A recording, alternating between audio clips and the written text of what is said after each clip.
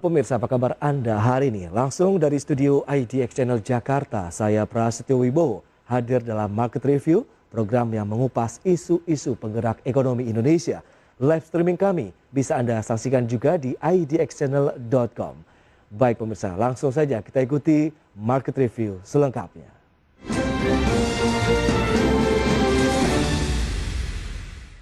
Ya, Direktorat Jenderal Pajak Kementerian Keuangan mencatat sejak awal tahun hingga 10 Februari 2022, jumlah wajib pajak yang mendaftar teks amnesti jilid 2 sudah mencapai 11.918 wajib pajak. Nilai harta bersih dari peserta program pengungkapan sukarela atau PPS ini mencapai 12,35 triliun rupiah. Direktorat Jenderal Pajak Kementerian Keuangan menyatakan per 10 Februari 2022 sudah ada 11.918 wajib pajak yang memanfaatkan program pengungkapan sukarela atau PPS yang mulai berlaku sejak 1 Januari 2022.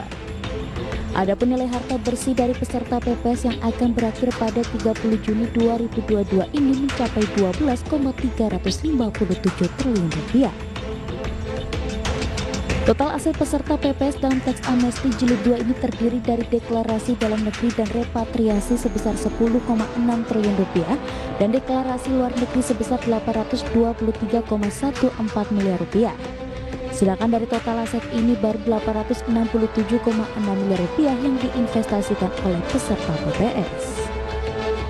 Kali ini peserta PPS memiliki pilihan untuk menempatkan investasinya di surat berharga negara atau secara langsung ke perusahaan yang bergerak di bidang hilirisasi sumber daya alam atau energi baru terbarukan atau EBT. Sementara perolehan pajak penghasilan atau PPH mencapai 1,3 triliun rupiah atau sekitar 10,5% dari total nilai harta bersih seluruh peserta teks amnesti jilid 2. Program pengungkapan sukarela merupakan kesempatan yang diberikan kepada wajib pajak untuk mengungkapkan kewajiban perpajakan yang belum dipenuhi secara sukarela melalui pembayaran PPH berdasarkan pengungkapan harta. Manfaat yang diperoleh diantaranya terbebas dari sanksi administratif dan perlindungan data, bahwa data harta yang didata tidak dapat dijadikan sebagai dasar penyelidikan, penyidikan, dana, atau tuntutan pidana terhadap wajib pajak. Dari Jakarta, tim liputan IDX Channel. Pemirsa, untuk membahas tema menarik kita hari ini, teks amnesti jilid 2, harta peserta PPS tembus 12,35 triliun rupiah. Kita sudah tersambung melalui Zoom bersama dengan Bapak Ruben Huta Barat. Beliau adalah Deputi Direktur dari Center for Indonesia Taxation Analysis atau CITA. Selamat pagi, Pak Ruben. Selamat pagi, Pak Pras. Ya, salam sehat, Pak. Ya, terima kasih. Baik, terima kasih juga atas waktu yang disempatkan. Ini menarik, tadi sudah disampaikan per 41 hari kemarin di Kamis begitu, dari jumlah PPS ini sudah tembus 11.900-an wajib pajak yang nampaknya yang menjadi peserta dari PPS ini, yang menunjukkan bahwa dari sisi efektivitasnya berhasil ini Pak untuk meningkatkan kepatuhan wajib pajak atau bagaimana menurut Cita? Ya, kita bisa mengambil kesimpulan apakah PPS ini efektif dalam meningkatkan kepatuhan tentu justru setelah berakhirnya periode ini ya. Apakah jumlah SPT yang disampaikan setelah ini mengalami peningkatan, persentase wajib pajak yang menyampaikan SPT juga mengalami peningkatan, juga persentase pajak penghasilan yang dibayarkan terhadap total aset juga mencerminkan dari aset yang dilaporkan pada saat teks amnesti ini ya. Cuma kalau dibandingkan dengan teks amnesti yang pertama, jumlahnya memang kan 11.000 ya, 11.000 untuk sampai dengan kemarin. Yeah. Dibandingkan dengan total pada teks amnesti pertama yang sekitar 900 ribuan, walaupun memang lonjakan peserta itu terjadi pada menit-menit terakhir ya, pada saat teks amnesti pertama akan ditutup. Memang kalau dilihat dari persentase itu untuk saat ini masih kecil ya. Cuma memang kita kan ini kan baru berjalan sekitar 1,5 bulan. Ya harapannya sih memang pada fenomena yang sama akan terjadi juga, mengingat behavior kita, behavior wajib pajak Indonesia mungkin belum berubah banyak pada saat kesempatan terakhir biasanya memanfaatkan untuk menyampaikan ini ya tax amnestinya gitu. Senangnya injury time begitu ya Pak ya? Betul, betul. Baik, tapi kalau kita lihat dari sisi latar belakangnya begitu pemerintah melanjutkan kembali tax amnesty hingga memasuki jilid kedua ini, apa yang bisa kita cermati nih Pak Ruben? Ya, latar belakang tidak bisa dilepaskan dari pandemi ini ya, COVID-19 yang memaksa pemerintah juga untuk memperlebar defisit APBN dari yang biasa diperbolehkan ya. Sekarang kan kita bisa defisit di atas 3% sampai dengan tahun 2022 ya. Iya, tahun ini terakhir begitu ya Pak ya? Iya, jadi sementara kan pemerintah tentu saja harus menutup gap ini ya, atau dengan dengan kata yang diungkapkan di dalam Undang-Undang HPP, yaitu tahun inilah pemerintah melakukan konsolidasi fiskal, di mana pemerintah berupaya untuk menekan defisit hingga pada level yang normal kembali sebelum pandemi. Nah, PPS ini merupakan salah satu instrumen di dalam paket yang dikemas dalam Undang-Undang HPP tersebut. Namun juga secara spesifik juga PPS ini latar belakangnya juga tentu saja untuk mendorong kepatuhan wajib pajak yang dengan cara apa? Dengan cara mengungkapkan harta yang belum diungkapkan di dalam SPT terdahulu. Sehingga selama ada harta yang belum diungkapkan di dalam SPT, berarti kan ada kemungkinan bahwa penghasilan-penghasilan yang diperoleh dari harta itu tidak dilaporkan juga di dalam SPT dan negara kehilangan penghasilan negara kehilangan kesempatan untuk memajaki atas penghasilan tersebut. Sehingga mengingat waktu yang sempit untuk memperkecil defisit ini dan sementara untuk sebenarnya ada upaya lain yang bisa dilakukan pemerintah untuk meningkatkan penerimaan, yaitu misalnya penegakan hukum. Namun pemerintah mengambil jalan memberikan kesempatan untuk wajib pajak mengikuti tax amnesty alih-alih melakukan penegakan hukum. Itu dia yang menarik begitu kita cermati. Kenapa tidak ditegakkan saja reward and punishment-nya begitu? Kalau Anda melihat dibandingkan melanjutkan sampai dengan 2 jilid loh Pak dari tax amnesty ini. Iya. Ya, jadi kembali tadi waktu yang dimiliki oleh pemerintah untuk melakukan konsolidasi fiskal kan tidak mempunyai waktu yang panjang ya. Jadi pemerintah harus mengejar supaya menekan defisit ini. Sementara upaya penegakan hukum juga dihadapkan dengan sumber daya manusia juga yang terbatas ya. Di mana dengan keterbatasan sumber daya manusia ini kita melihat tax audit coverage ratio itu, rasio wajib pajak yang dilakukan pemeriksaan oleh DJP selama ini kan rendah, hanya di bawah di kisaran 2-3%. Gitu. Jadi sangat realistis memang bagi pemerintah akhirnya memberikan kesempatan untuk lebih baik wajib pajak yang mengungkapkan apa saja aset yang selama ini tidak dilaporkan. Karena pemerintah harus realistis kalau melakukan penegakan hukum juga jangka waktunya untuk mendapatkan hasil dari penegakan hukum itu tidak dapat diterima dengan instan.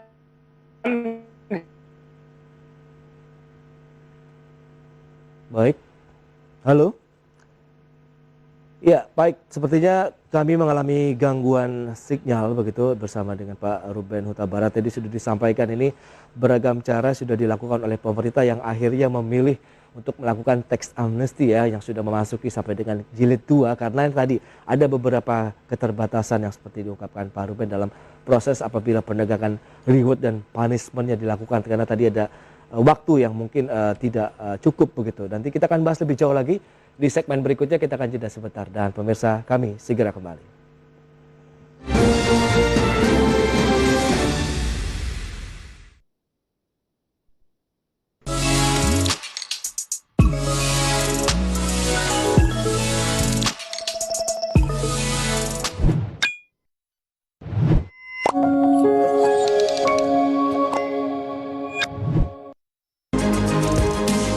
IDX First Session Closing Market, Senin sampai Jumat pukul 11.30 hanya di IDX Channel.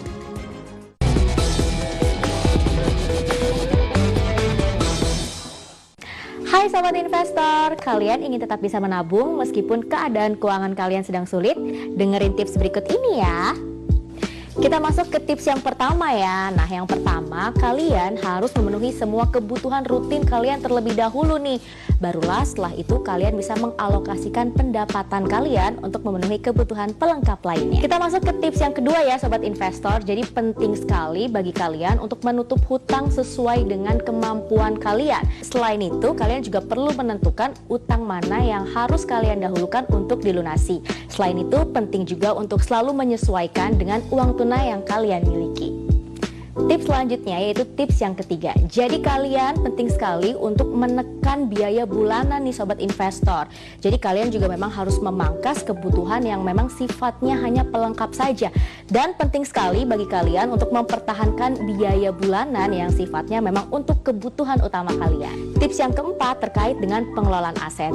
Jadi jika ternyata penghasilan yang kalian miliki ini tidak bisa menutup kebutuhan kalian, maka kalian bisa mempertimbangkan untuk menjual aset yang kalian miliki. Tips yang kelima, jangan lupa sisihkan sekitar 10% dari penghasilan kalian untuk ditabung di tiap bulannya. Dan saat keadaan keuangan kalian sedang sulit, tidak menjadi alasan untuk gagal mencapai impian. Jangan lupa ya, harus selalu rajin dan juga disiplin dalam menabung Sobat Investor.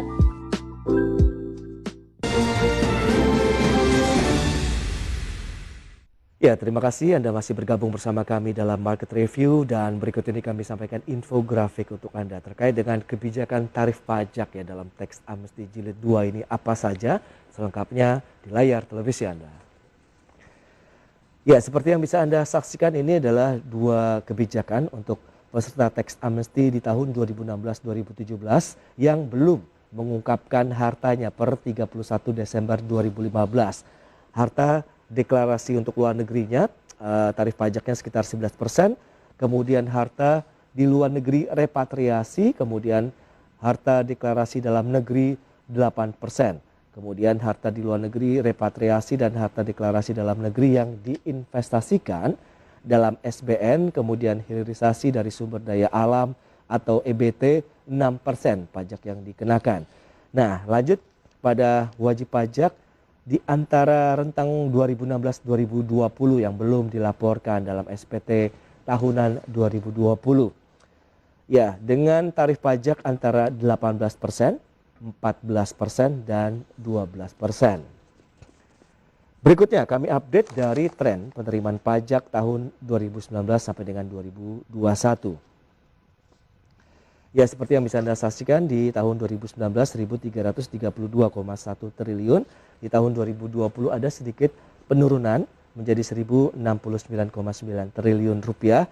Kemudian di tahun 2021 meningkat menjadi 1.231,8 triliun rupiah. Dan ini kita tahu juga tahun lalu Indonesia sudah pecah telur ini, tidak ada lagi shortfall pajak ya. Baik, kita akan lanjutkan kembali perbincangan bersama dengan Bapak Ruben Huta Barat, Deputi Direktur Center for Indonesia Tax Analysis atau CITA. Baik, Pak Ruben, kita akan sampaikan informasi tadi. Dari sisi tarif pajak ini memang berbeda begitu ya. Apa yang bisa kita cermati dari perbedaan tarif ini, Pak Ruben?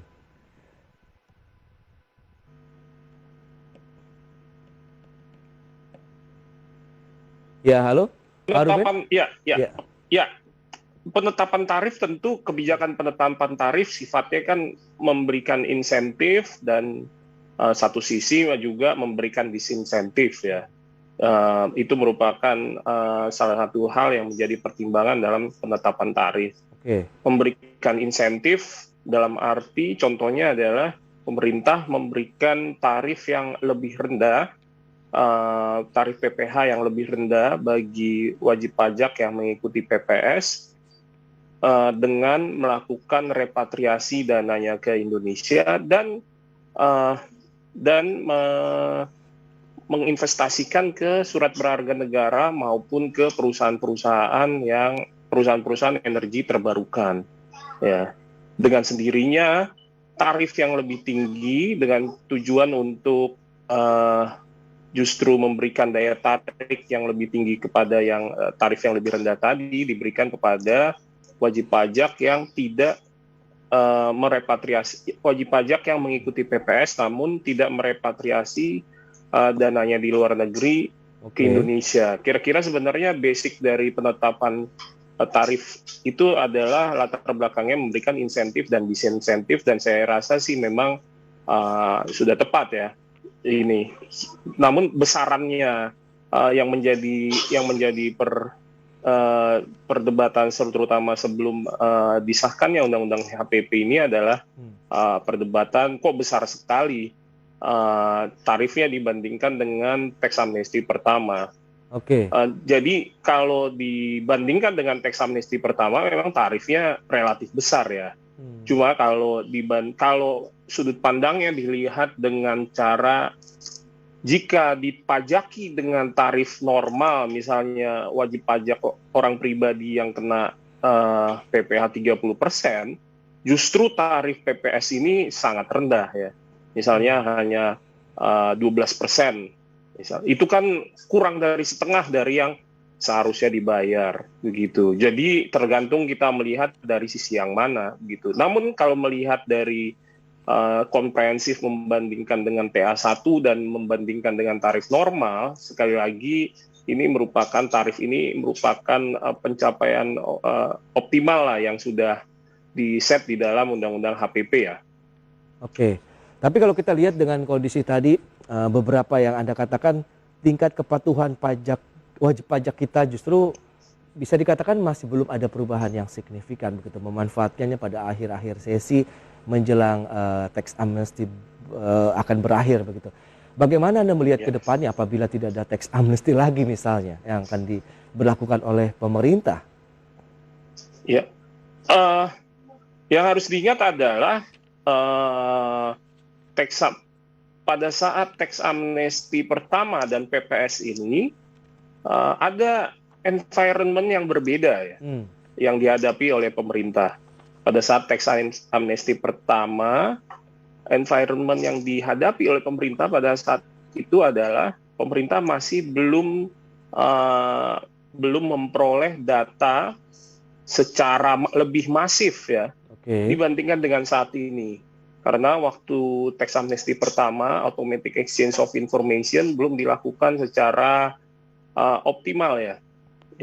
Ini keadaan yang berbeda dengan sekarang, di mana automatic exchange of information sudah menjadi komitmen dari lebih dari 130 negara di seluruh dunia dan sudah secara efektif dilakukan, sehingga otoritas pajak Indonesia juga sudah banyak sekali memperoleh data dari counterpartnya di luar negeri begitu. Jadi itu yang harus diingat oleh wajib pajak ketika mereka mempertimbangkan apakah akan mengikuti teks amnesti atau tidak, PPS atau tidak. Jadi yang harus diingat adalah otoritas pajak sebenarnya sudah memiliki data yang masif ya. Cuma kan seperti tadi yang saya sampaikan, pemerintah juga menghadapi COVID ini dan keterbatasan waktu untuk melakukan konsolidasi fiskal. Sehingga win-win solution yang dilakukan pemerintah adalah untuk saat ini tidak melakukan penegakan hukum. Namun setelah berakhirnya PPS, periode PPS ini, saya meyakini bahwa pemerintah akan melakukan upaya penegakan hukum yang lebih masif dengan data yang telah dimilikinya. Begitu. Jadi itu mungkin yang harus menjadi pertimbangan juga oleh wajib pajak untuk memutuskan apakah dia memang tidak ikut PPS atau yang akan ikut begitu. Oke.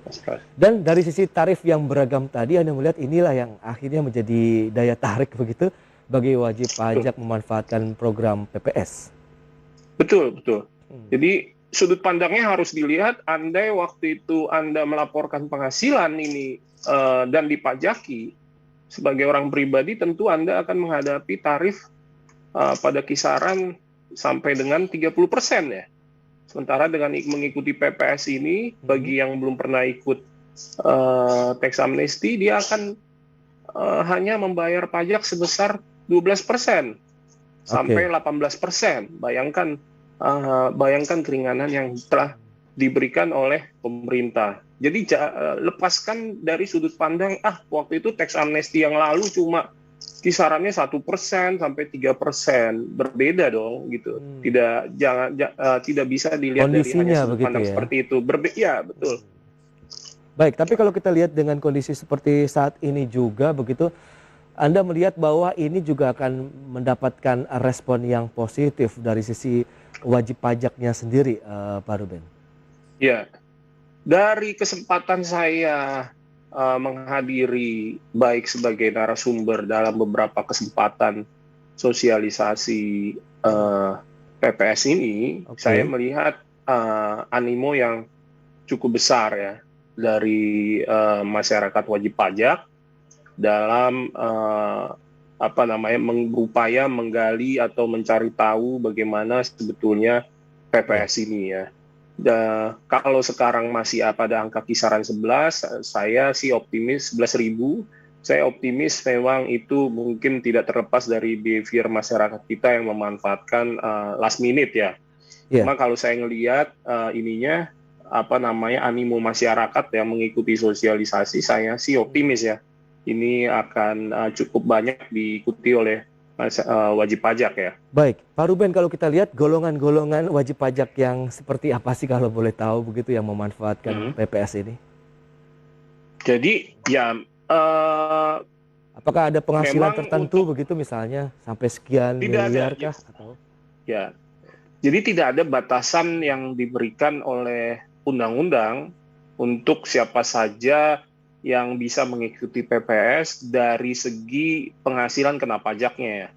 Jadi berapapun penghasilan saudara, berapapun penghasilan wajib pajak, untuk mengikuti PPS kebijakan kedua ini, yang terbatas hanya pada orang pribadi, Anda dapat melaporkan, mengungkapkan harta Anda sepanjang memang harta itu diperoleh dalam kurun waktu 2016 dan 2020, dan masih ada pada pertanggal 31 Desember 2020 gitu. Jadi tidak ada batasan dari segi penghasilan kena pajak sama sekali ya. Demikian. Baik, kalau kita lihat lantas dengan jumlah yang sempat disebutkan 12,35 triliun ini, Anda melihat peluang untuk kedepannya juga akan bertambah signifikan atau tidak? Ditahan dulu, kita akan jeda sebentar Pak Ruben. Pemirsa, tetap di tempat Anda, kami segera kembali.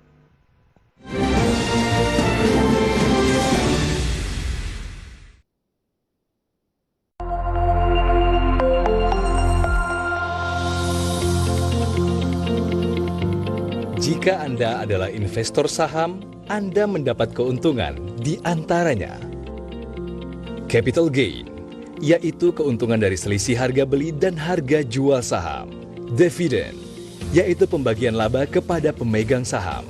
Keuntungan lainnya, investor bisa memperoleh pendapatan tambahan dengan meminjamkan sahamnya melalui layanan pinjam meminjam efek atau PME. Apa itu PME?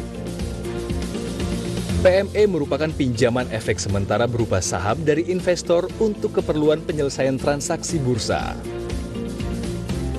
Apa saja manfaat yang didapatkan? Investor memperoleh keuntungan. Investor tetap dapat menerima dana sebagai pengganti dividen jika ada pembagian dividen saat sahamnya sedang dipinjamkan. Pendapatan yang diterima investor dari layanan PME dapat digunakan untuk membayar biaya penyimpanan saham.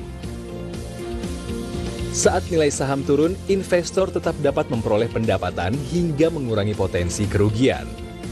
Dan yang terpenting, KPEI menjamin pengembalian saham yang dipinjamkan sesuai waktu yang telah ditentukan. Menarik bukan? Prosesnya sangat sederhana. Investor cukup menghubungi perusahaan sekuritas dan menandatangani formulir perjanjian PME. Selanjutnya, jika terdapat kebutuhan penyelesaian transaksi bursa oleh peminjam, saham yang akan dipinjamkan diserahkan kepada KPEI melalui perusahaan sekuritas. Setelah proses PME selesai, maka KPEI akan mengembalikan saham yang telah dipinjamkan dan memberikan pendapatan kepada investor melalui perusahaan sekuritas. Segera hubungi perusahaan sekuritas Anda, Customer Care KPEI, atau kunjungi website kami untuk mengetahui layanan PME. PME, pinjamkan sahamnya, dapatkan manfaatnya.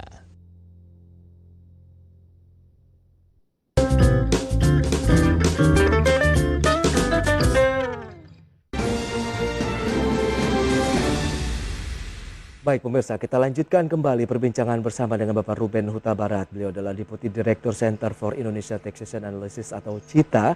Dan Pak Ruben tadi sempat tertunda ya dengan informasi bahwa dari total aset beserta PPS Jilid 2 ini ada 10,6 triliun yang deklarasinya dalam negeri dan repatriasi. Kemudian 823 miliaran begitu deklarasi luar negeri begitu. Mengindikasikan sebenarnya masih banyak wajib pajak yang belum melaporkan kepemilikan asetnya kepada Ditjen Pajak atau bagaimana ini Pak?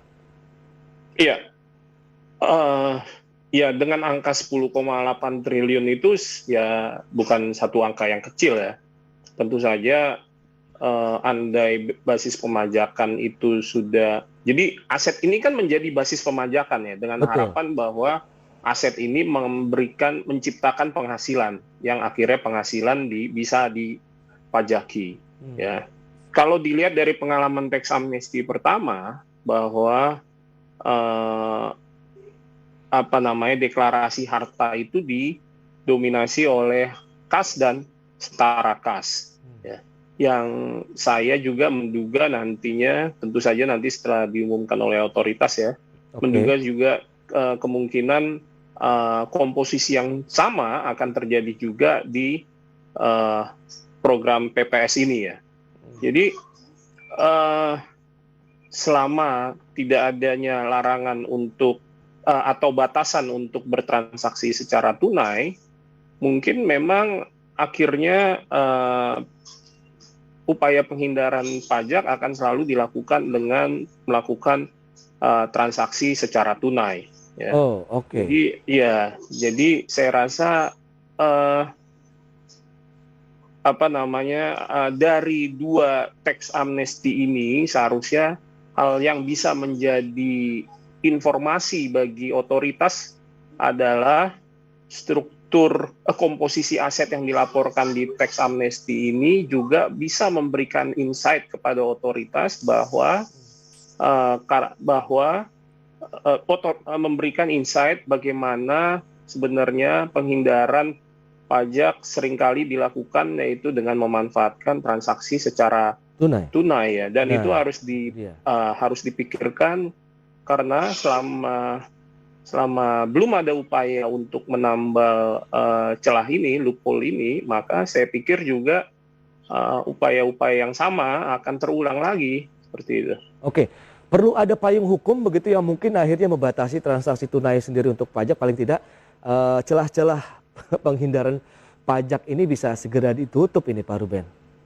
Iya, jadi kalau dilihat nanti, kalau misalnya memang komposisi kas dan setara kas juga cukup mendominasi di dalam program PPS ini, saya rasa sih memang tidak sulit untuk dihindari mengambil kesimpulan bahwa transaksi tunai masih menjadi modus yang paling sering dilakukan untuk sebagai alat menghindari pembayaran pajak ya, atau dari radar otoritas pajak.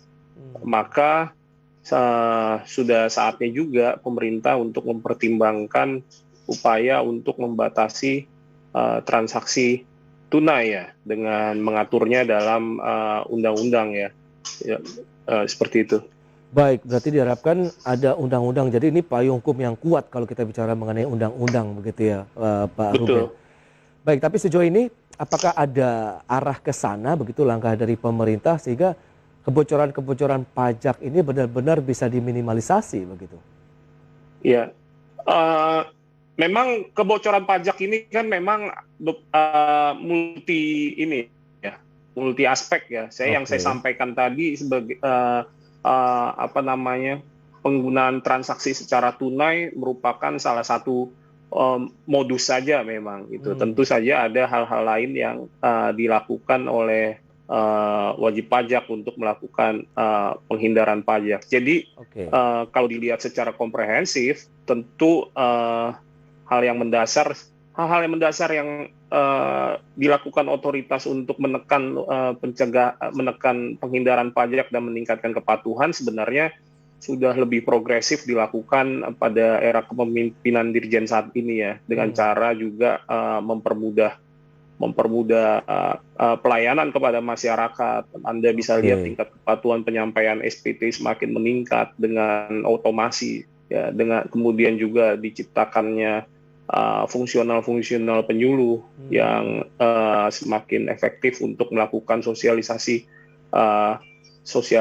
peraturan. Jadi sebenarnya unsur mendasar untuk meningkatkan kepatuhan itu sudah dilaksanakan oleh otoritas saat ini sejauh yang masih berada dalam kewenangannya tentu saja. Gitu. Yang saya sampaikan tadi kan memang sesuatu yang masih di luar jangkauan otoritas karena belum lebih adanya luas lagi hukum. Karena pembahasannya begitu ya. Dan melibatkan instansi-instansi lain begitu. Baik. Betul. Optimisme Anda sendiri untuk pemberlakuan PPS ini di tahun 2022 kan ini rentang waktunya juga sampai satu semester lah bisa dikatakan begitu. Iya. Kalau saya lihat saya cukup optimis ya.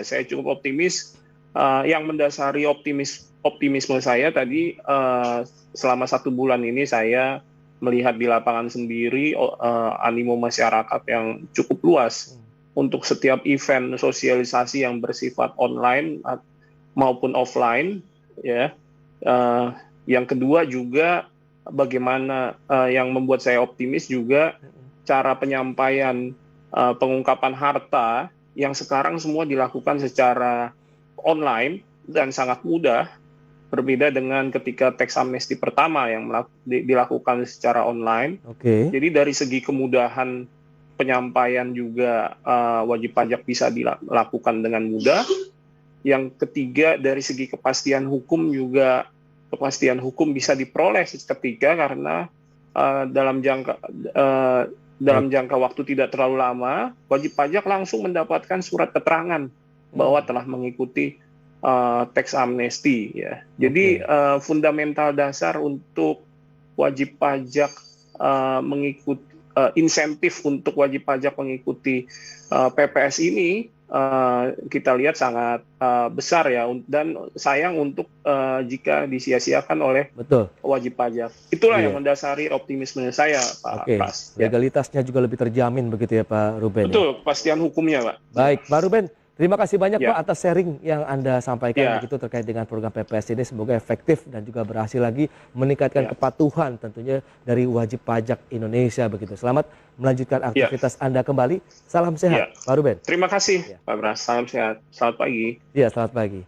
Baik pemirsa, jam beranjak dari tempat Anda karena sesaat lagi kami masih akan membahas dengan tema menarik lainnya sejauh mana dampak Omikron nih terhadap industri pariwisata. Usai jeda yang satu ini.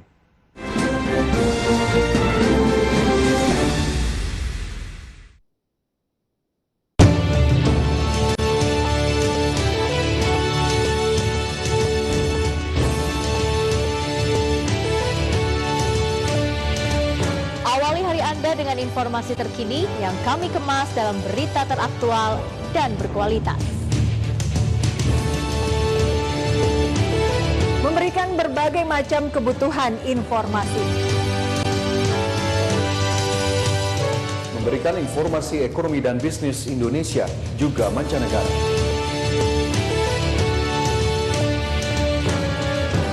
Merupakan hal penting dalam mendukung keputusan investasi Anda. Saksikan program-program ekonomi dan bisnis terkini langsung dari sumbernya.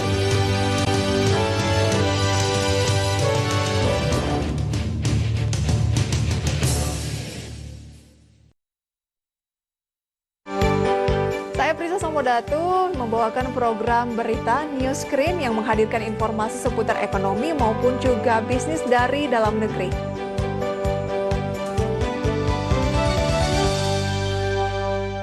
Punya mentality bahwa ketika saat membangun bisnis itu satu nggak mudah. Jadi punya bisnis itu nggak gampang, tapi seru banget ketika saat udah dijalani. Dan yang paling penting adalah eksekusi sih.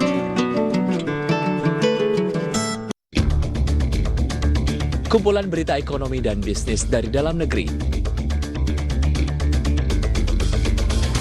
Senin sampai Jumat pukul 14.30 hanya di IDX Channel.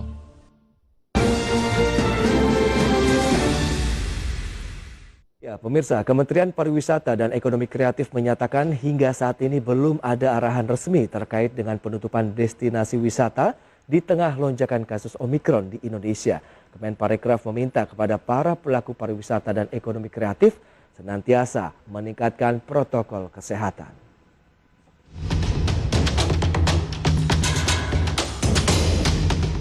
Menteri Pariwisata dan Ekonomi Kreatif atau Menparekraf Sandiaga Salahuddin Uno menyatakan bahwa hingga saat ini belum ada arahan resmi terkait dengan penutupan destinasi wisata di tengah lonjakan kasus Omikron di Indonesia. Sandiaga mengatakan agar mencegah terjadinya semakin melonjaknya Omikron di wilayah pariwisata, maka pihaknya meminta para pelaku pariwisata dan ekonomi kreatif senantiasa meningkatkan protokol kesehatan. Selain meningkatkan 3M, memakai masker, mencuci tangan dan menjaga jarak, dan 3T, tracing, testing, dan treatment, penggunaan aplikasi Peduli Lindungi, juga terus digalakan terlebih di tempat-tempat wisata atau hiburan lainnya. Seiring dari peningkatan Omikron, tentu 3 hal utama yang sektor parekraf mesti ikut berpartisipasi. Pertama adalah tentunya peningkatan protokol kesehatan, 3M dan 3T. Yang kedua adalah vaksinasi, kita harus mulai siapkan booster untuk para masyarakat pelaku parekraf. Dan yang terakhir juga kita harus bantu sosialisasi dan edukasi masyarakat agar tetap mengikuti tentunya perkembangan ini dan disesuaikan. Karena jumlah kasus akan meningkat secara tajam, namun diharapkan tingkat dari keterhunian rumah sakit dan juga tingkat dari kematiannya akan jauh lebih rendah dibanding kasus COVID-19 Delta. Jadi intinya kita harus tetap waspada, kita harus tetap hati-hati tapi tidak perlu panik. Seperti diketahui berdasarkan riset dari para epidemiologi, Indonesia diprediksi akan kembali mengalami lonjakan kasus COVID-19 pada Februari hingga Maret 2022. Pemerintah mengimbau agar tetap berhati-hati namun tidak perlu panik. Dari Jakarta, Tim Liputan IDX Channel. Untuk membahas tema menarik selanjutnya terkait dengan jaga denyut pariwisata di tengah lonjakan Omikron, kita sudah tersambung melalui Zoom bersama dengan Ibu Pauline Suharno. Beliau adalah Ketua Umum DPP Astindo atau Asosiasi Travel Agent Indonesia. Ya, selamat pagi Ibu Pauline. Selamat pagi. Ya, apa kabar? Alhamdulillah baik Bu, salam sehat ya Bu. Puji Tuhan, tetap sehat. Baik, terima Tetap kasih atas waktu yang disempatkan. Ini lagi-lagi Bu, Omikron. Setelah kemarin kita nampaknya siap-siap nih industri pariwisata mau bergerak lagi, mau bangkit lagi, tiba-tiba ada Omikron masuk, kemudian lonjakannya pun masuki akhirnya gelombang ketiga dari COVID-19 di Indonesia. Bagaimana kondisi dunia pariwisata kalau kita lihat dengan saat ini, Ibu Pauline? Sebetulnya kalau travel agent, industri pariwisata secara keseluruhan tuh kita tuh harap-harap cemas ya. Kita tuh dari tahun lalu udah mulai optimis nih. Namanya travel agent, namanya pariwisata kan denyut nadi kita tuh semangat karena travel itu kan passionnya kita ya. Betul. Jadi dari tahun lalu sales udah mulai ada nih, udah mulai terlihat, transaksi udah mulai membaik dan kenaikannya itu konsisten walaupun belum terlalu signifikan. Nah, makanya kita pun berani nih pas lagi waktu akhir tahun lalu kami berani mengadakan acara Astindo Virtual Travel Fair dan rencananya bulan Maret ini pun kami akan mengadakan acara Astindo Hybrid Travel Fair, jadi online dan juga offline. Sebagai pengusaha dan asosiasi kami berusaha think positif karena kan Omikron ini gejalanya terlihat lebih lebih ringan, dan kemudian dari beberapa kasus yang kita lihat negatifnya pun lebih cepat gitu. Kalau dulu yang kasus-kasus COVID sebelumnya Delta itu kan dari 14 sampai ke 21 hari baru negatif. Nah, kelihatannya yang Omikron ini kan dalam jangka waktu 7 sampai 10 hari sudah negatif dan relatif dengan gejala ringan. Sehingga baik, untungnya adalah pemerintah ketika menerapkan PPKM level 3 tidak diiringi dengan pembatasan perjalanan keluar kota maupun ke provinsi, keluar provinsi. Sehingga overall dari sisi perjalanan walaupun menurun tapi masih ada pergerakan masyarakat. Sejauh mana penurunannya, Bu, kalau boleh tahu begitu? Karena Anda katakan tadi di November setelah ada pameran begitu sudah mulai ada lagi geliatnya, tapi dihajar lagi sama Omikron. Lantas apakah penurunannya akan kembali seperti sebelumnya atau bagaimana? Hopefully enggak ya. Sebenarnya kan memang kalau bulan Januari Februari itu bisa dibilang dari sepanjang sebelum pandemi pun bulan Januari dan Februari itu adalah low season. Jadi kebanyakan yang berangkat itu memang adalah bisnis trip atau insentif trip, insentif grup itu kan rata-rata mencari harga yang lebih ekonomis sehingga mereka berangkat di bulan-bulan sepi seperti bulan Januari dan Februari. Jadi kalau kita melihat data-data dari tahun-tahun sebelumnya, contoh tahun lalu aja ketika pandemi pun bulan Januari Februari itu penjualannya travel agent hanya mencapai 155 miliar per bulan. Sementara di bulan-bulan berikutnya Maret sampai ke November itu mencapai 300 sampai 800 miliar. Jadi memang Januari Februari bisa dibilang bulan-bulan yang lebih sepi dibanding bulan-bulan lain. Oke, itu lebih kepada karena seasonal ya, bisa dikatakan begitu ya. Baik, tapi kalau kita lihat dengan tadi sudah disampaikan Pak Menparekraf begitu bahwa tidak ada arahan nih untuk menutup kawasan-kawasan pariwisata begitu. Menurut Anda ini sudah satu kebijakan yang ideal dan tepat begitu, Bu Pauline? Sangat, kalau menurut kami ya dari sisi pengusaha ya. Kemenparekraf RI itu kan dari sudah bersusah payah membuat berbagai macam aturan, kemudian sertifikasi CHSE, cleanliness, health, safety, environment, sustainability. Kita nih pemangku kepentingan di sektor pariwisata sudah bleeding loh selama 2 tahun. Dan kita ketahui bersama bahwa pariwisata ini punya multiplier effect, dampak berganda, dan dapat menggerakkan perekonomian masyarakat di destinasi. Jadi kalau menurut kami ya memang sebaiknya jangan ditutup, tetapi lebih diperketat, dibatasi, dan lebih prokes ya, lebih ketat untuk protokol kesehatan. Masyarakat setempat dan juga pengunjung pun harus sangat bekerja sama untuk mentaati setiap peraturan yang telah dibuat. Karena kalau kita sendirinya abai, tidak patuh dan menganggap remeh, akhirnya kalau sampai kasus COVID-19 ini melonjak lagi kan kita juga semua yang rugi. Itu dia, Astindo sendiri ikut terlibat di dalamnya dalam penegakan protokol kesehatan, mengingat kan pasti akan banyak orang yang menggunakan jasa travel agent begitu ya dari Astindo sendiri yang akan bepergian ke daerah-daerah wisata tadi. Sehingga mereka terjaminlah bahwa tidak akan tertular begitu ya, Bu Pauline. Iya, jadi ketika kami menggunakan vendor-vendor untuk membuat paket perjalanan pun kami selalu mengingatkan bahwa itu harus mematuhi protokol CHSE, kemudian hotel ataupun restoran, kemudian atraksi yang dikunjungi itu semuanya harus sudah memenuhi sertifikasi CHSE. Dan kita kerap kali mengingatkan kepada tamu-tamu kita untuk selalu taat pada tour leader ataupun tour guide yang memang sudah mengetahui protokol kesehatan yang tepat. Baik, kalau kita lihat dari sisi daerah wisata begitu, kalau berdasarkan Anda lihat tadi, wisata mana saja atau daerah mana saja yang saat ini masih menjadi primadona? Pastinya Bali ya, Jogja, kemudian Belitung juga, dan Bandung. Nah, memang kan berdasarkan hasil survei yang kami buat terhadap para penumpang, terhadap para konsumen kami, sekarang ini yang masih bisa melakukan perjalanan itu kan bisa dibilang yang masih punya uang dan masih punya waktu, keleluasan waktu untuk melakukan perjalanan.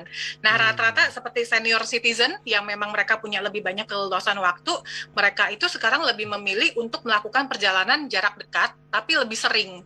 Jadi misalkan kalau yang tinggal di Jakarta lebih banyak pergi menggunakan transportasi darat, misalkan ke Jawa Tengah ataupun juga ke Bandung, lalu yang dari Medan perginya ke Aceh gitu. Jadi memang lebih surrounding area mereka sendiri. Oke, berarti lebih dominasi transportasi darat begitu ya, dalam artian bepergiannya tidak dalam jarak yang cukup jauh begitu, antar pulau misalnya. Ya, terutama untuk yang senior citizen ya, tapi kalau untuk yang family ataupun juga komunitas perusahaan, mereka masih melakukan perjalanan keluar pulau. Nah itu dia. Bagaimana dari sisi peningkatan pemesanan tiket misalnya pesawat begitu, apakah juga ini ada lonjakan yang bisa dicermati begitu? Sebetulnya lonjakannya ada, tapi kembali lagi nih, karena kan dalam kondisi pandemi Waduh. seperti sekarang ini, Iya, iya. kapasitas pesawatnya itu pun juga tidak banyak seperti dulu, sehingga menyebabkan harga tiketnya sudah tidak kompetitif lagi seperti dulu, tidak seekonomis zamannya Oh, sebelum oke. zaman sebelum COVID, sebelum pandemi ya. Jadi seperti contoh nih, Jakarta ke Bali, kalau dulu pada banting-bantingan harga kan, Betul. everyone can fly dari mulai 600.000, 700.000 sudah bisa terbang sampai ke Bali. Nah, Iya. sekarang harga tiket ke Bali itu rata-rata di atas 2,8 juta. Jauh Jadi tidak ada banget. lagi tidak ada lagi harga-harga subklasis. Iya, iya. Nah, menyikapi kondisi seperti ini perlu strategi khusus nggak dari Astindo, Bu Pauline? Tapi tahan dulu jawabannya, kita akan jeda sebentar. Dan pemirsa, tetap di tempat Anda, kami segera kembali.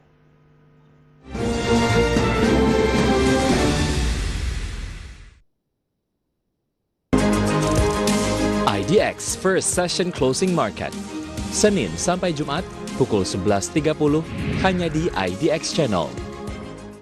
Ya halo pemirsa, nama saya Mangi Teracong. Saat ini saya menjabat sebagai presenter dan juga associate producer.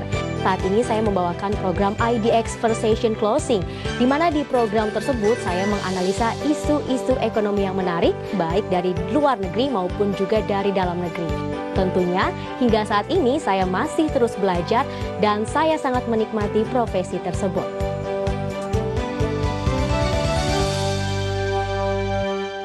Inspirasinya dari mana? Bisa yakin gitu untuk kita membentuk Home Care 24. Karena satu panggilan jiwa ya, di Indonesia belum ada menggeluti dunia bisnis health tech.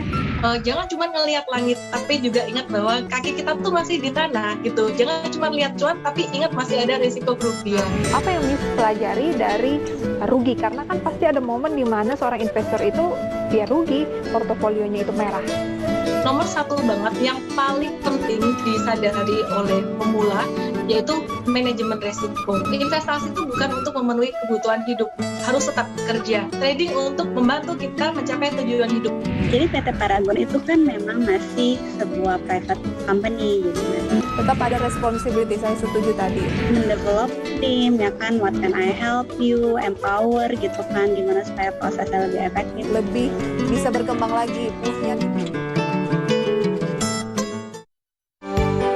Saya Prisa Samodatu membawakan program berita News Screen yang menghadirkan informasi seputar ekonomi maupun juga bisnis dari dalam negeri.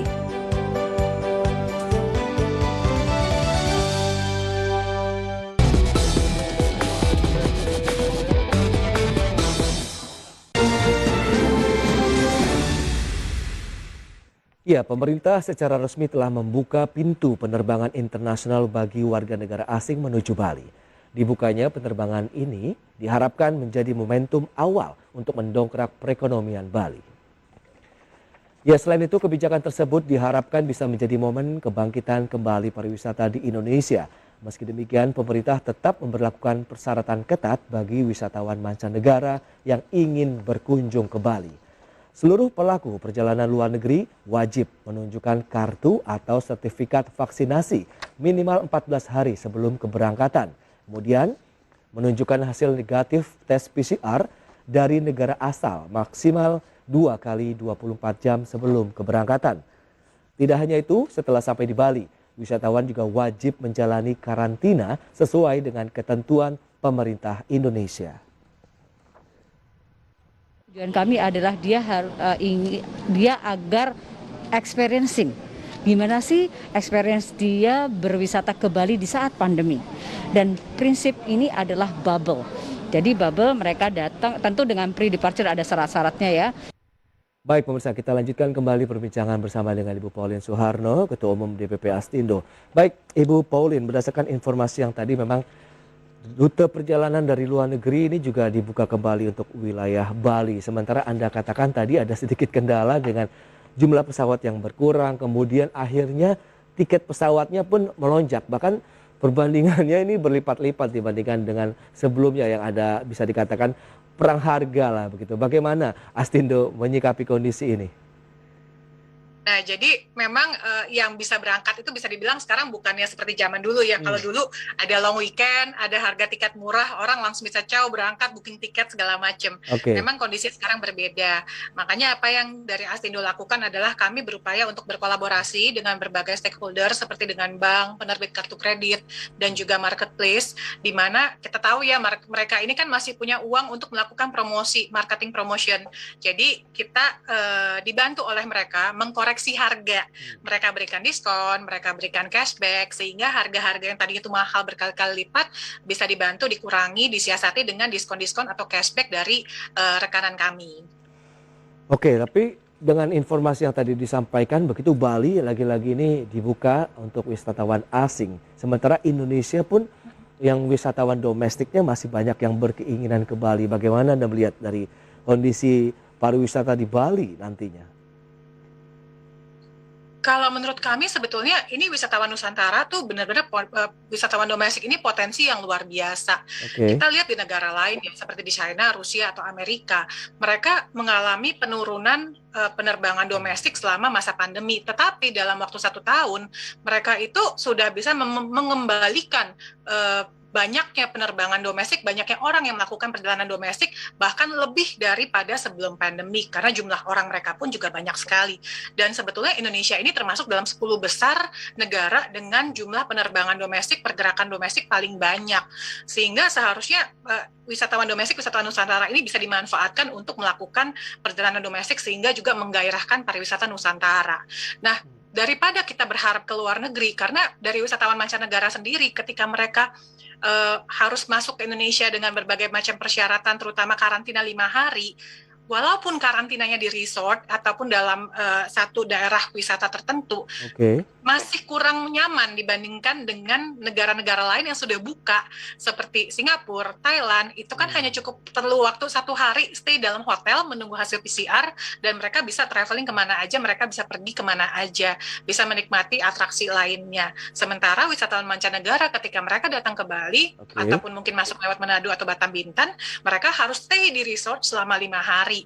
Sekarang wisatawan mancanegara ini kan punya tipikal yang beda-beda ya. Kalau bule mungkin suka-suka aja nih, senang-senang aja tinggal dalam resort seharian, baca buku di pinggir kolam renang. Tapi kan wisatawan Asia tidak seperti itu.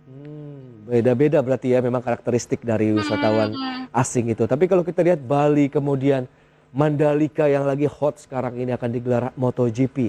Bagaimana Anda melihat sendiri? Ini kan apakah ada peningkatan pemesanan tiket yang menuju ke arah Lombok dan sekitarnya kaitannya dengan MotoGP Mandalika? Sangat banyak sekali, mulai dari persiapannya, kemudian bulan Maret ini bahkan kami mengharapkan sebetulnya akan ada extra flight yang disediakan oleh maskapai penerbangan. Kalau dari pantauan kami sendiri, semua tiket penerbangan untuk tanggal 18 ke 21 itu sudah penuh. Jadi harapan kami sih sebenarnya akan ada extra flight. Kami pun sebetulnya berusaha untuk sudah menjajaki kemungkinan untuk charter flight dari Jakarta, Lombok, Jakarta. Nah, cuma harganya kan pastinya tidak akan sekompetitif jika dibandingkan dengan yang regular flight. Nah, itu dia strategi dari teman-teman Astindo sendiri bagaimana begitu? Demand-nya lagi tinggi tapi ibaratnya sarana transportasinya terbatas ini. Betul. Jadi kami juga berusaha menjajaki dengan beberapa partner apakah memungkinkan nih, sekarang tiket MotoGP-nya masih banyak, masih puluhan ribu. Sementara akomodasinya tidak ada, terbatas kan akomodasinya. Memang sudah dipersiapkan dengan glamping, dengan homestay, lalu katanya akan ada kapal-kapal pesiar yang masuk atau inisi. Nah, tapi kan itu perlu dikoordinasikan. Sekarang tiket pesawatnya tidak ada, akomodasinya kurang atau yang memadai, kita belum tahu nih apakah akan ada atau tidak. Lalu juga transportasi selama di Lombok itu kan juga akan jadi masalah. Yang saya dapat informasi dari teman-teman Astindo di NTB di Lombok, mereka mengatakan bahwa ini transport Lombok udah habis, mereka pun harus narik kendaraan dari Bali dan harganya tuh fantastis gitu dibandingkan dengan harga apalagi low season. Oke lah, kami mengerti. Cuma ketersediaan semuanya ini kan harus dikoordinasikan jadi satu. Nah, Kemenparekraf sendiri setiap minggu sudah mengadakan rapat sinkronisasi. Cuma ya kita harus cari satu-satu nih mengkoordinasikan. Namanya travel agent kan tukang jahit ya, kita yang harus ambil satu-satu kita jahit jadi satu supaya bisa kita jual, kita tawarkan ke customer gitu. Nah, itu yang kami sedang kerjakan sekarang. Baik, bicara mengenai tantangan terbesar begitu yang dihadapi teman-teman Atsindo memanfaatkan momentum MotoGP begitu, karena kan ini tidak boleh dilepaskan begitu saja sebenarnya Bu Pauline. Iya, jadi sampai sekarang pun walaupun dengan kondisi akomodasi di kota atau di Senggigi atau sekitar area Mandalika itu sudah penuh, kami bergeser nih ke Gili Trawangan, kemudian memanfaatkan homestay, tapi tentunya kembali lagi akomodasi itu pun harus kami sortir dulu ya, harus kami cek dulu, kan nggak mungkin kalau orang sudah beli harga tiket MotoGP 2 juta atau 4 juta, tahu-tahu akomodasinya tidak memadai atau tidak genah. Permasalahan di kita kan selalu masalah sanitasi. Yes. Kalaupun mereka mau cukup yang bisa tinggal di glamping atau homestay itu kan adalah masyarakat yang cukup punya jiwa adventure ya. Tapi kalau sepengetahuan kami orang Indonesia tuh agak karakteristiknya kita tuh kurang adventure dibandingkan dengan karakteristik negara-negara lain.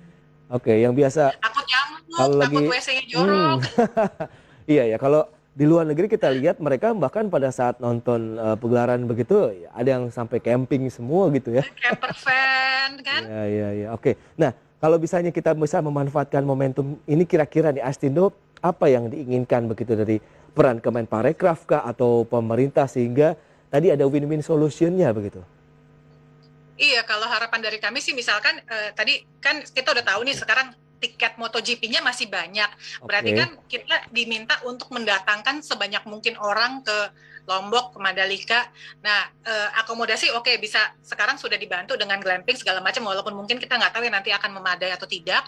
Baik. Tapi menuju Lomboknya itu, apakah memang ferinya ditambahkah dari Bali ke Lombok? Kemudian apakah tiket pesawatnya ditambah kapasitasnya, sehingga kami pun ketika menjual nih nggak bingung kan. Kita maunya kan one stop solution. Travel agent itu kan one stop solution for our customer. Nah, jadi mereka minta tiket kita ada, mereka minta akomodasi kita ada, tiket MotoGP-nya udah pasti ada. Dari teman-teman Explorin kita sudah bicara dan mereka bilang, nih tiket apapun, kelas apapun masih ada katanya.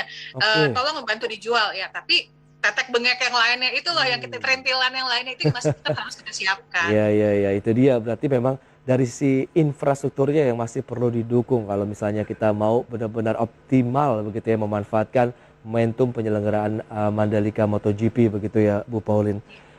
Baik, semoga ke depan ada win-win solution dalam waktu yang dekat, mengingat penyelenggaraannya juga sebentar lagi begitu ya. Dan Ibu Pauline terima kasih banyak atas sharingnya tadi, semoga ini juga bisa didengar oleh pemerintah, kemudian tiba-tiba nanti ada mungkin ditambah lagi rute penerbangan regulernya begitu ya Bu ya. Oke. Terima kasih banyak Ibu atas waktunya. Selamat melanjutkan aktivitas Anda kembali. Salam sehat Bu Pauline. Salam sehat. Sukses. Ya, terima kasih. Baik pemirsa, 1 jam sudah saya menemani Anda dalam Market Review. Saya Prasetyo Wibowo beserta kerabat kerja yang bertugas undur diri. Terima kasih dan sampai jumpa.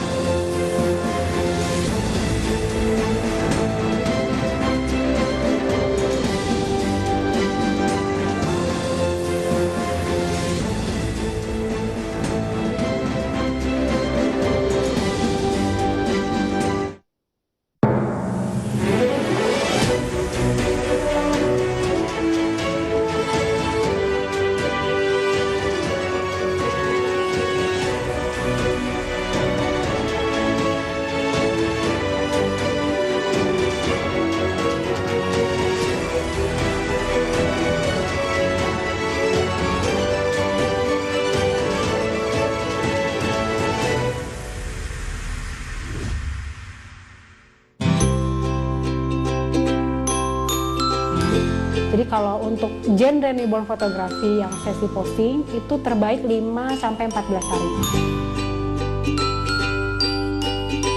Tapi aku sebenarnya rada sedikit worried gitu karena ini benar-benar masih baru lahir ya baby-nya.